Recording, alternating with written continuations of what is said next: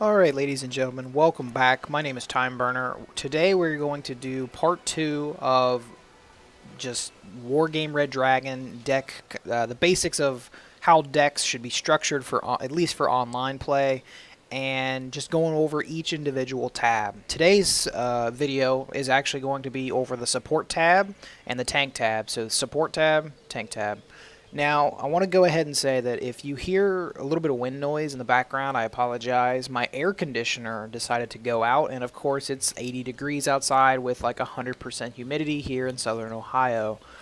So with that said, you might hear a little bit of wind noise. I'm going to try to keep that to a minimum, but it's just too hot not to have it on, especially since my PC puts out so much heat. It actually heats one of my rooms in the house.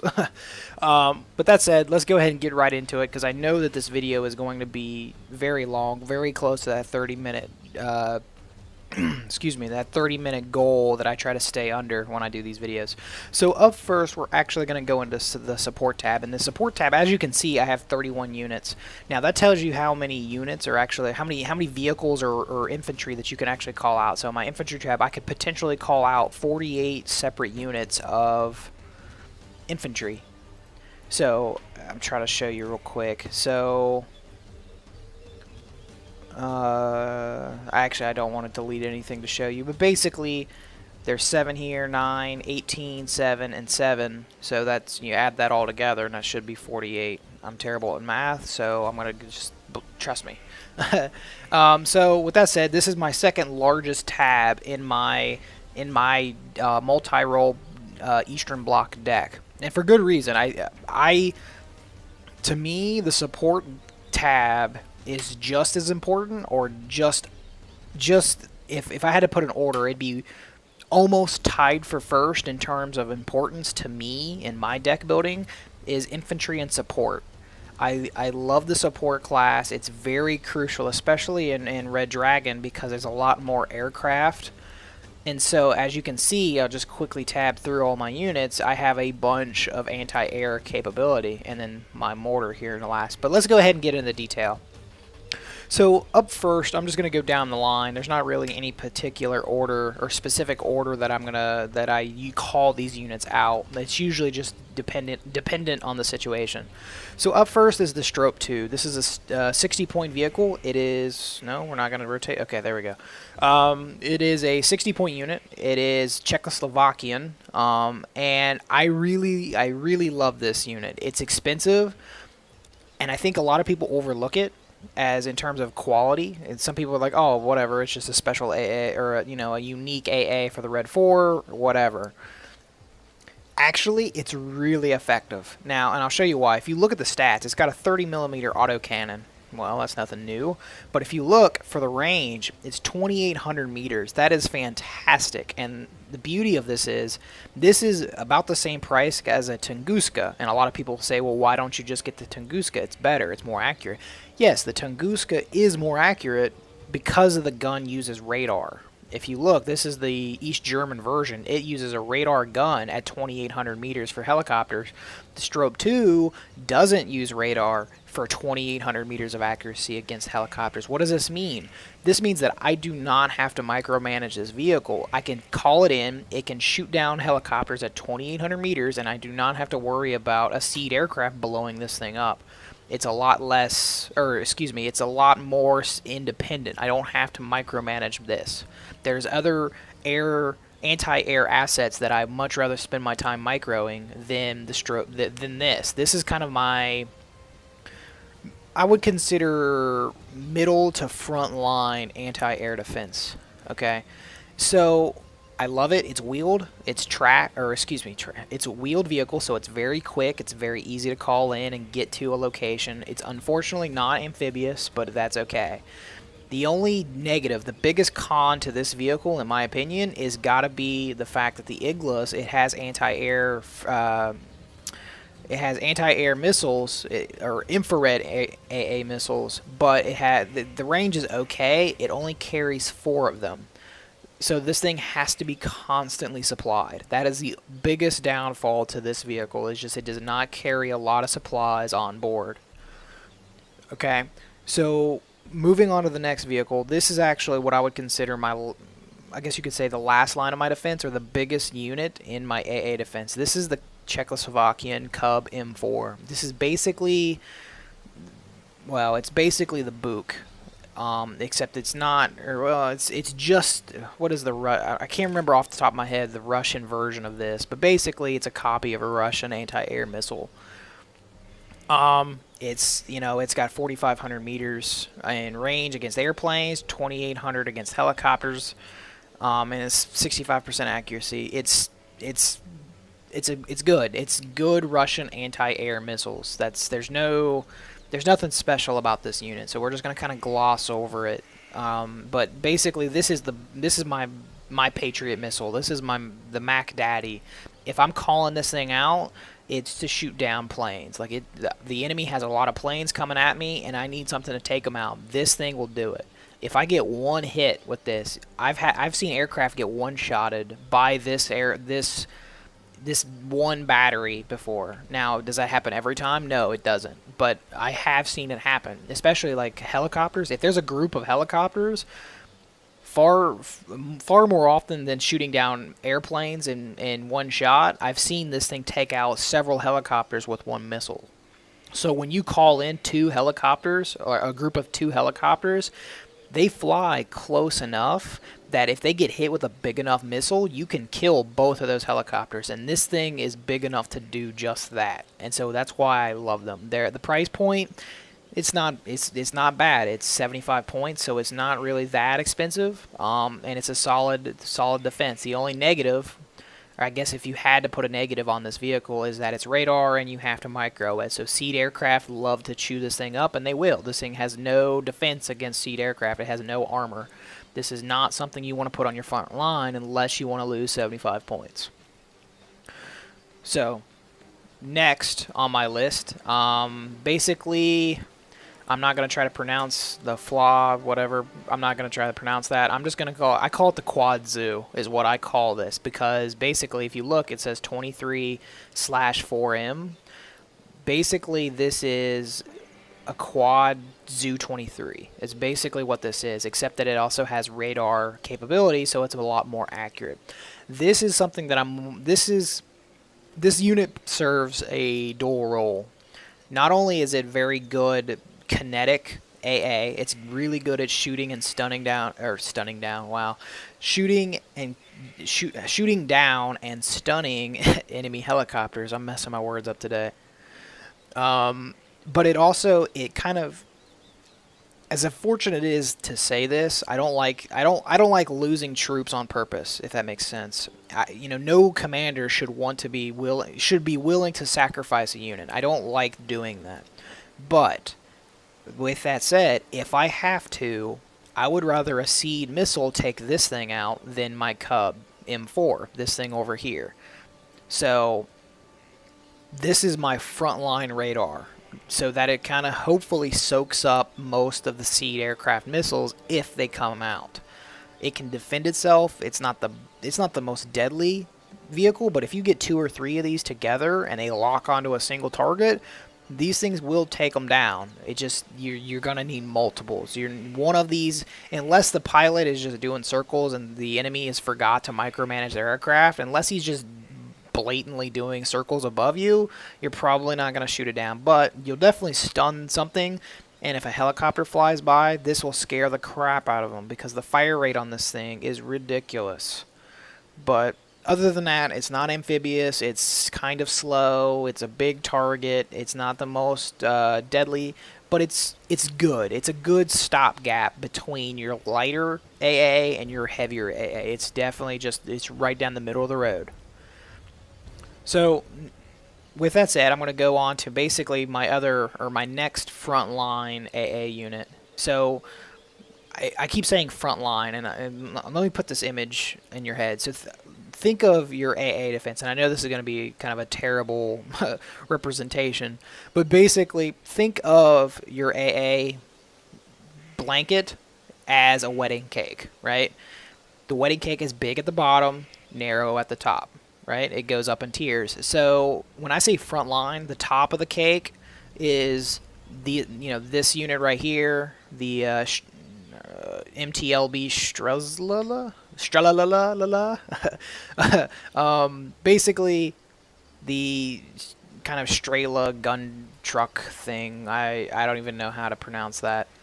So this unit and this unit are my front line. This is the top of the cake, along with my man-pad soldiers, my infantry. So if you want to go down, if you want to use the perfect, like if you want to go by the book wedding cake, these guys right here, the very tip top, the very front line of my AA defense. Next, if you come back to the support tab, I've got this unit, and this unit is the next layer down, and then also the Strobe 2 is my next layer down, and then the base of the cake is my Cub M4. Okay, so if you think about it like that, that's kind of how I set up my AA defense. And now I know that that's a terrible example, and I probably could have thought of a better one, but it wasn't coming. Nothing was popping up in my head, so I went with it. But think of it as tiers. You don't want all your AA in one line because it's just going to get wiped out. But you don't want them. You also gotta balance how close to the front line to maximize their range as possible. But you gotta balance that closeness to the front line with protection. Like, you can get them directly on the front line, but a single, an enemy Bradley or an enemy light tank could then come by and just blow them up. Or they can get spotted, and then the seed aircraft will come from nowhere and just destroy you. So you have to balance how close you're willing to go. If you've been playing in the lobby for 20 minutes and you haven't seen a single jet aircraft, go ahead and nudge up your AA a little bit. Be a little bit less cautious about it, because you know that as soon as they start calling things out, you're going to be able to light them up immediately. Whereas if you've been playing and straight from the get-go you've been nothing but seed aircraft, maybe don't waste the points on getting a Cub or one of a similar vehicle in your deck, because it might be just too many points to lose. So it's really a balancing act. Now, the last unit in my support tab, the last unit in my support tab is these Tandushas? I don't know if that's how you pronounce it. Again, I'm sorry, I'm butchering, somebody's language. I really apologize. But basically, mobile mortar system. I like these as my artillery. Now, I know a lot of people are probably freaking out, like, where's your long-range artillery? How come you don't use that? Honestly, I've never really had a whole lot of luck with larger artillery, because either it's very slow, it's not that accurate unless you have multiples of them. Unless you can get a platoon of, let's just say, 2 to 4 units called out on the field, it's never enough concentration of fire for me to ever really get kills. Whereas the mortars, I can call out 2 mortars and they fire off like 6 shells each. So the volume is there. They're fast on target. They're very quick about getting time on target, and I can move them very quickly as well. And the beauty about these mortars is that they're even amphibious. So I could literally take this and put this on an island and shoot mortars back at... There's certain maps that some of you might know which ones I'm talking about. I don't remember the name of the map. I think it's like a straight to the point is what it's called. Sorry about that. Straight to the point. Those islands out in the coast, I could drive 2 or 3 of these to that island and set up mortars from this island. Whereas you couldn't do that with heavier artillery. So that is why I like mortars. They're better. They suit my play style. And so, to each their own. So that's pretty much my support tab. I know I'm sprinting through describing each of these units, and there's probably better choices out there, but these are the units I find that I really, really like. So now I'm going to jump over to the tank tab. Now, as you can see, the tank tab is not that broad. I know a lot of Red 4 players are like, oh my god, you're disgracing the Red 4 Empire with not having 7 million tanks. Okay, whatever. These units fit my play style, and so I have what I consider a low, a medium, and a high. My low tank, I usually call out the low tank, and then the medium occasionally when I've got spare change, and then if I'm in a match where the money is just ridiculous, I'll call out these guys. Doesn't that look that looks so badass? That's a kick-ass looking tank. But 90, well, I'd say 80% of the time when I play a game, this is the tank I'm calling out. Simply because of the cost. And this is I'm going to get up on a soapbox here real quick, but unfortunately, it seems like people setting up the servers they don't compensate the maps properly. So like they'll find a 1v1 game because they want a close quarters battle, but then the money's not there. So then you have the Russians, which kind of prevail in mass numbers, can't afford to purchase large quantities of halfway decent vehicles. And then so in my experience, it just seems like you'll see an enemy Abrams, a 65-point Abrams, will kill one or two of these with no problem. It seems like and so unless I can call out more to compensate for the lack of armor and guns and all that good stuff, it's hard for me to play as armored in Red 4 without the money. So getting off of my soapbox, I like this unit because it balances a decent range gun with decent accuracy. It's got okay armor, but it's 55 points, and you can't really find a main battle tank that's any good or halfway good in the Red 4 at least for any cheaper. Moving up is the T-72 Wilk. This thing it's got better accuracy, it's got slightly better range, it's got good road speed, it's got solid armor. Again, it's balancing high quality with low cost, and this tank fits the bill. I have enough of them that if I can call one or two of these out in an area, they can hold their own with the support and help of my other units.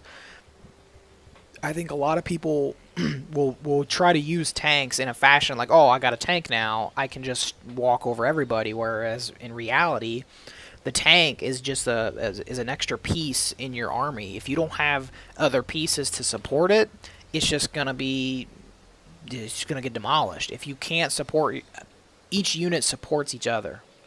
And so, again, good gun, good accuracy, good armor for a good price. Last but not least, the T-72 M2 Modernia. This thing is just ridiculous. I rarely call this out just because of funds, but if you look, I'll zoom in here. It has a 30 millimeter autocannon. So this thing can actually defend itself from helicopters. It's not going to be very effective at it, but it can do it. It can shoot 30 mil shells from like the similar gun as you find on a BMP. This thing has one on its roof, and you can see it. The game kind of renders it weird. As you can see, it kind of goes through the top of the turret, but right there, that's the autocannon. It's got a solid main gun, very solid accuracy, great armor.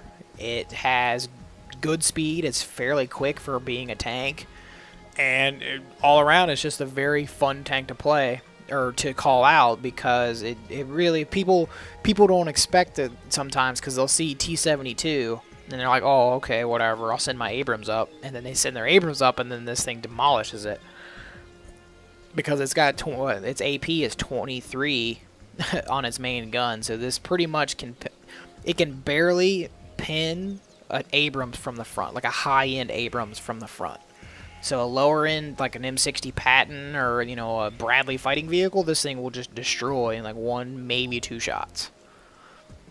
So that's pretty much it for the tank tab. I know that's not a very robust tank tab, but I honestly don't play armored that much. It seems lately in the games I've had there's not been a whole lot of times where I needed to call out heavy armor to really counter a threat. I'll call out one or two of the Jaguars, the T-72M Jaguars, just to kind of bulk up my defenses or my offense, but most of these maps are so close quarters, so dense with foliage and villages, that it's really hard to play effectively as a tank commander, or use, to bring your tanks out and use them effectively, because of the fact that it's just so dense in some of these maps. But with that said, I know this video is probably getting very close to that 25 minute mark, so I'm going to go ahead and wrap this up.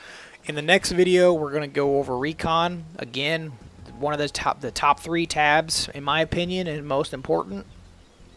Infantry, support, recon. And then we're also going to do the vehicle tab. That's kind of I'm showing you a real quick, brief look at my tabs right now. You can see the vehicle tab is going to be short, so that video should be pretty short, and I should be able to get that online hopefully within the next few days.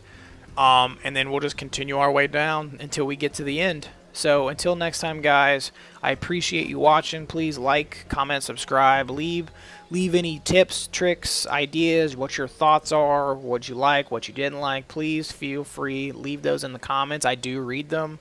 And I hope to hear from you soon. All right, time burner, deuces.